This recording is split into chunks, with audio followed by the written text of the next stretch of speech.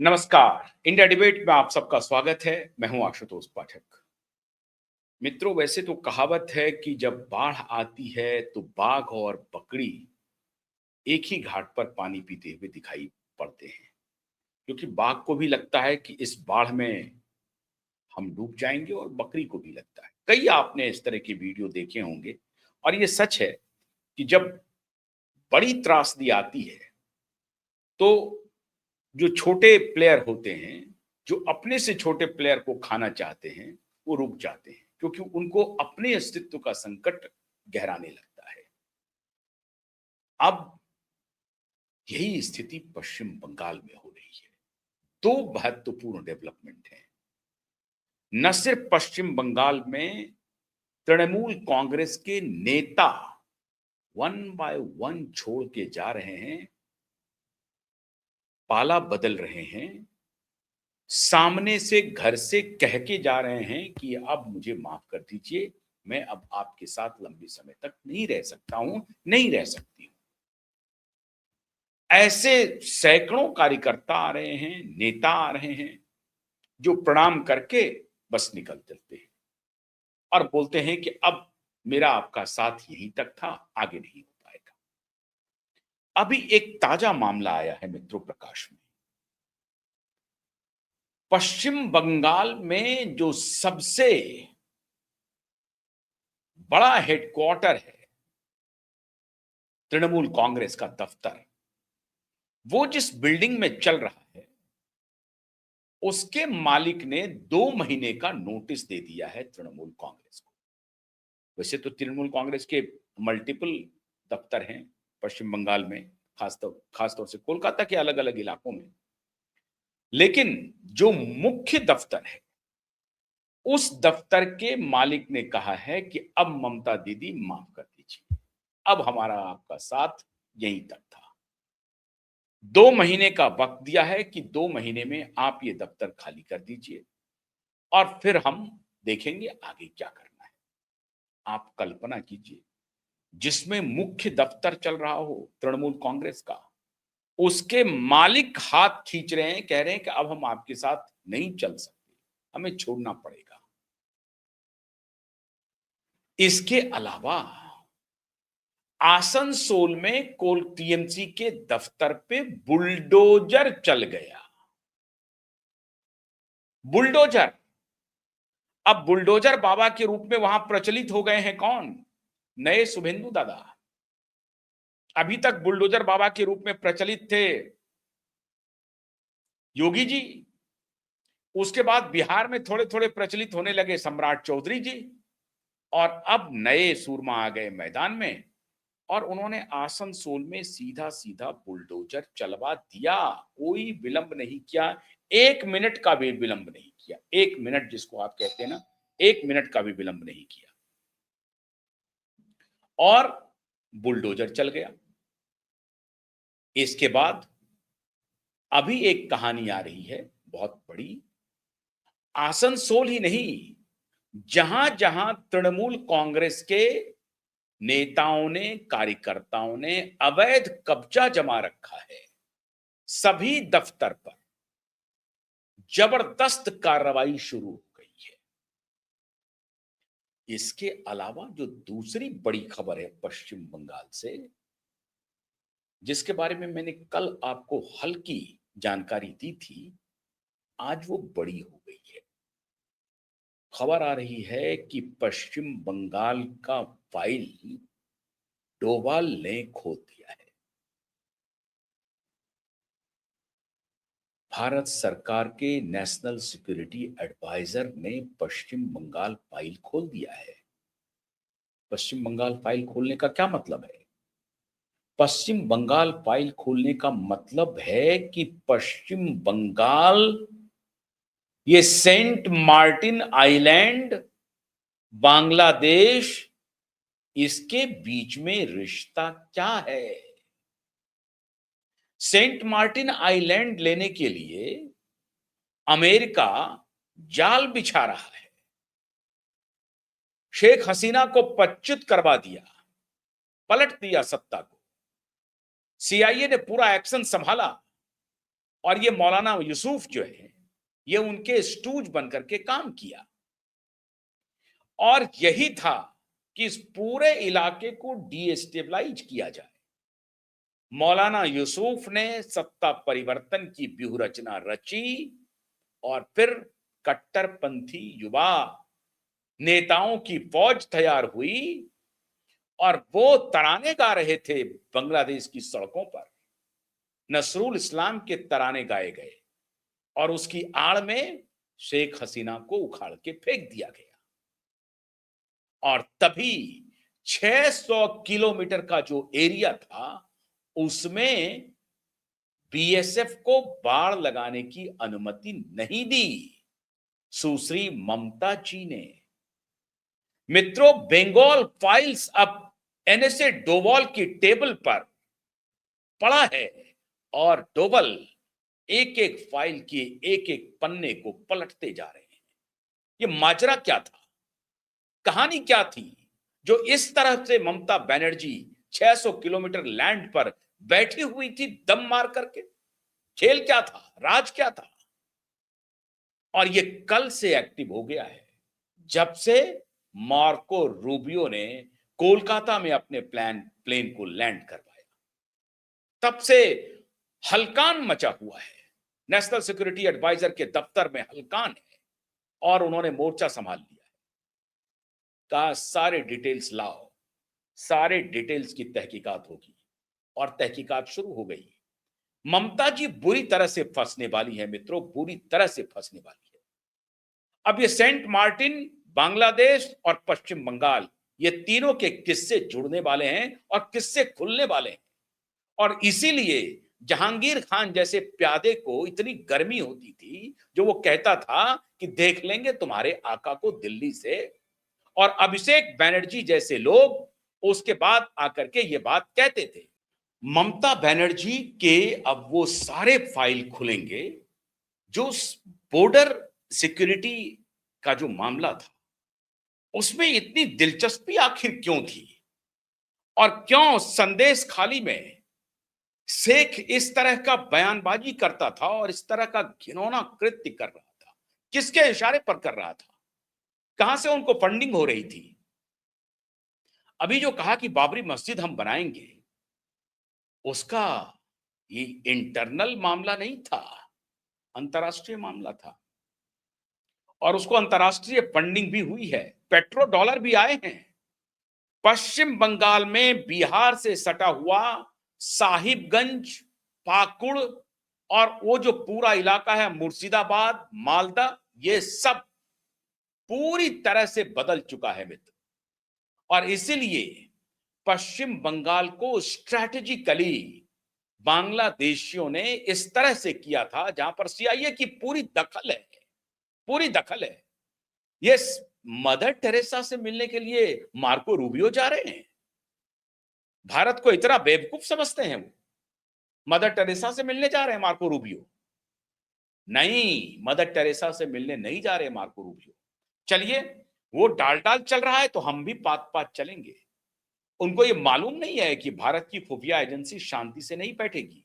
भारत की खुफिया agency active है। और अभी जो ममता जी जिस तरह से भारत के सिक्योरिटी के साथ, भारत की इंटरनल सिक्योरिटी के साथ जो समझौता कर रही थी, अब उनके सारे दस्तावेज खुलेंगे। याद कीजिए आप, अभिषेक बनर्जी क्या कहा करते थे कि बॉर्डर को सिक्योर करना किसका काम है? केंद्रीय गृह मंत्रालय का काम है। तो गृह मंत्री जवाब दे घुसपैठिया के बारे में, कितने घुसपैठिया को निकाला? ये श्रीमान अभिषेक बनर्जी सभाओं में बोलते थे, याद कीजिए आप जरा सा, सभाओं में बोलते थे श्रीमान अभिषेक बनर्जी। और इसीलिए कहते थे कि वो, उन्होंने तो 600 किलोमीटर के लिए लैंड दिया नहीं बीएसएफ को, वहां फेंसिंग हो नहीं सकती। आप कल्पना कीजिए, पिछले 15 वर्षों से नहीं, पिछले 50 वर्षों से कम्युनिस्ट और ममता बनर्जी की साठ गांठ थी। कम्युनिस्ट का सारा सिंडिकेट जो ममता बनर्जी में शिफ्ट किया, अब वो सारे के सारे सिंडिकेट भाग खड़े हुए हैं, भाग खड़े हुए हैं। मैं बता रहा हूं आपको, पिछले 10-12 दिनों में सारे सिंडिकेट गायब हैं, नदारद हैं। ममता बनर्जी कोई आंदोलन करना चाहती है तो वो उनको लाले पड़ रहे हैं कि लोग कहां से लाएं। आपने देखा ना फाल्टा में, अभी फाल्टा का आज मतगणना हो रही है, फाइनल रिजल्ट अभी नहीं आया है, लेकिन 35-40 हजार वोट से भारतीय जनता पार्टी के उम्मीदवार आगे चल रहे हैं। 2% अधिक वोटिंग भी हुई है। यही जहांगीर खान वाला इलाका, हालांकि जहांगीर खान को भी वोटिंग हो रही है। नाम वापस लेने का मतलब था कि जहांगीर खान ने कैंपेन करना बंद कर दिया, लेकिन 48 घंटे नाम वापसी नहीं होती है। नाम वापसी होने के लिए तो 5-10 दिन पहले ही नाम वापसी की एक तारीख होती है, तब तक आप अपना नॉमिनेशन वापस ले सकते हैं। वो समयावधि खत्म हो गई थी।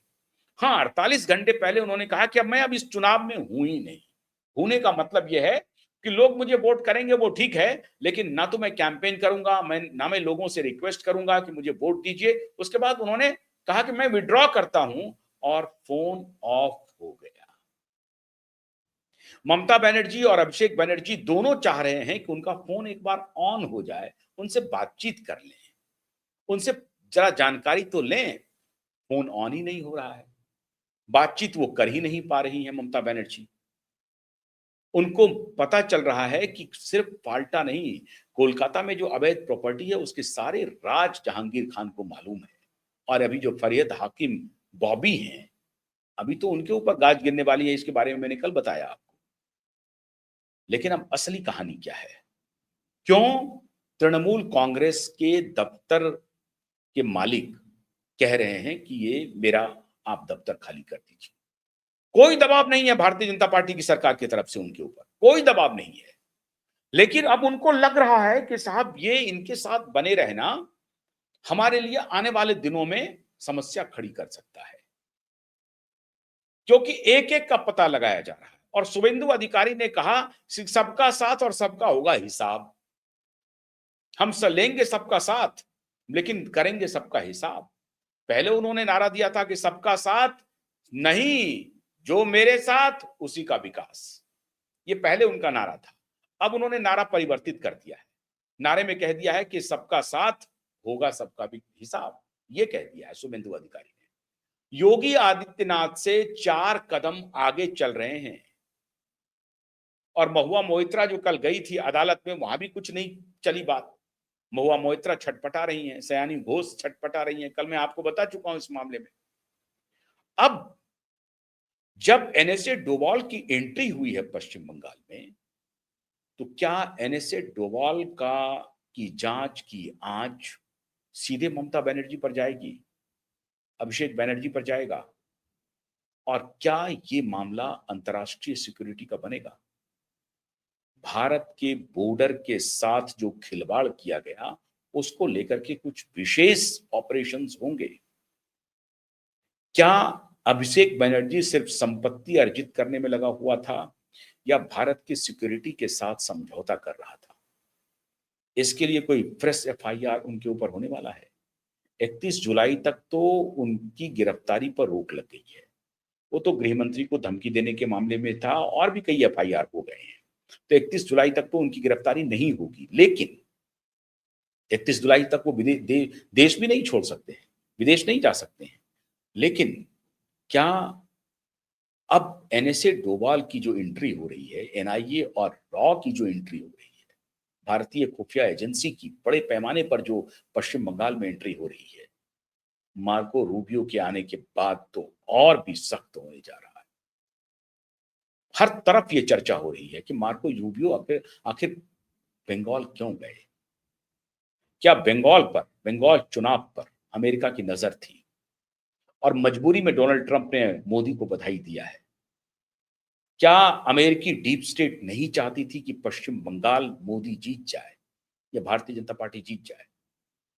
पश्चिम बंगाल गेन गेन प्रकारेण कैसे भी करके ममता बनर्जी के ही हाथ में रहे। अमेरिकी डीप स्टेट की यही साजिश थी। क्या अमेरिकी डीप स्टेट की वजह से 2021 में इतने बड़े पैमाने पर वायलेंस हुए?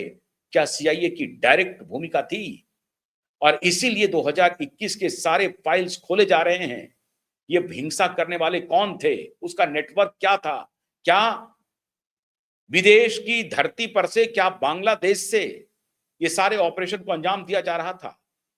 आप ध्यान कीजिए, प्रधानमंत्री मोदी की जब संघाई की यात्रा हो रही थी, जिसमें पुतिन और शी जिनपिंग के साथ उनकी मुलाकात हो रही थी, उस दौरान एक ऑपरेटिव, जिसे कहा जाता है कि सीआईए ऑपरेटिव की मौत हुई है बांग्लादेश के ढाका में। तो ये पूरा इलाका सीआईए के लिए भी बहुत सेंसिटिव है और भारत की खुफिया एजेंसी के लिए भी सेंसिटिव है, और इसीलिए पश्चिम बंगाल बहुत सेंसिटिव इलाका बन जाता है। अब ये सारे राज खुलेंगे मित्रों, ये छोटे राज नहीं हैं, ये बड़े राज हैं।